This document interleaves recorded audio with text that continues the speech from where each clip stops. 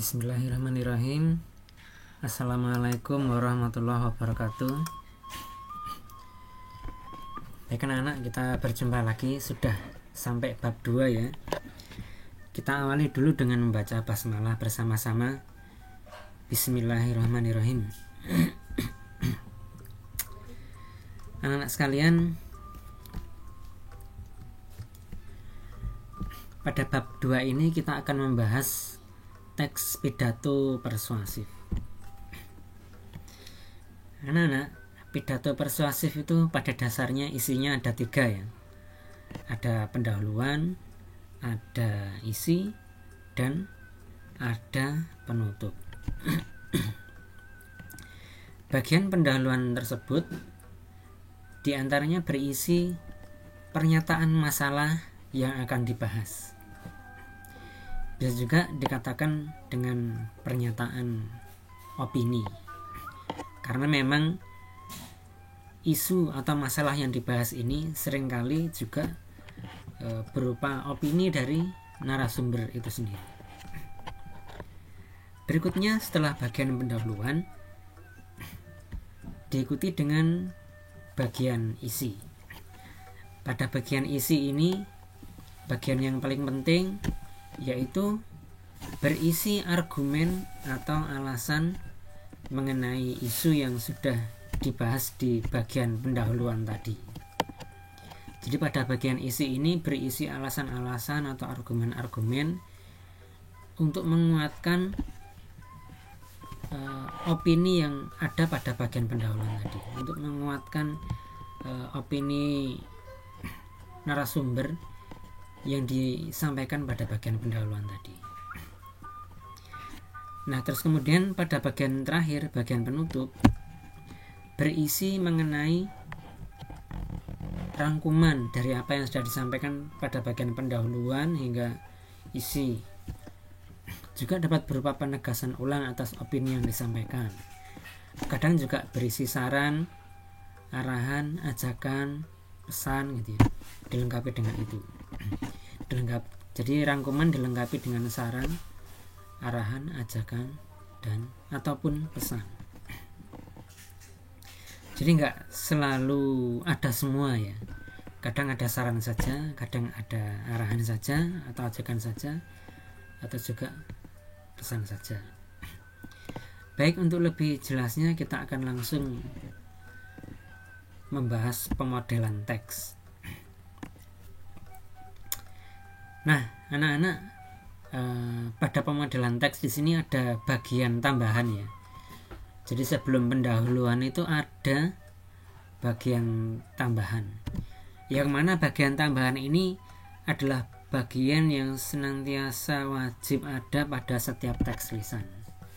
Baik itu kultum, ceramah, pidato, dan lain sebagainya ya. Apa itu? Yaitu salam. Ini harus ada ini. Jadi sebelum masuk ke pendahuluan harus ada ini dulu. Ada salam pembuka. Terus kemudian ada ucapan penghormatan gitu ya. Yang saya hormati siapa, bla bla bla bla gitu ya.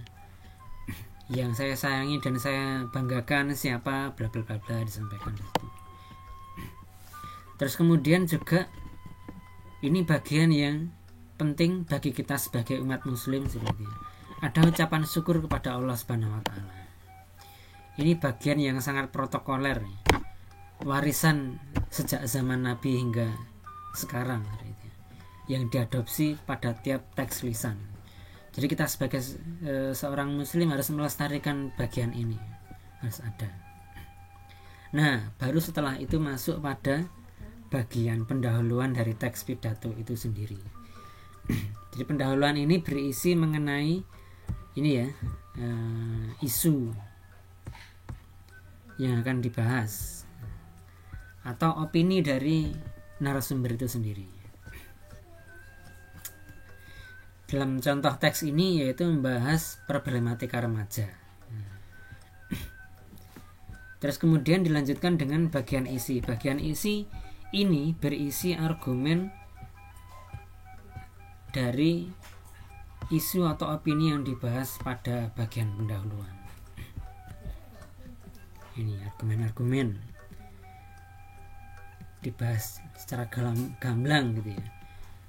Terus kemudian pada bagian penutup ya, ini berupa kesimpulan atau penegasan ulang dari opini ya. Nah, ini ya. Terus kemudian diakhiri dengan ajakan. Kita dapat memulainya dengan bergaul sehat dan menjalin hubungan sama remaja dengan memahami batas-batas yang boleh dan tidak boleh. Nah, ini ajakan ini.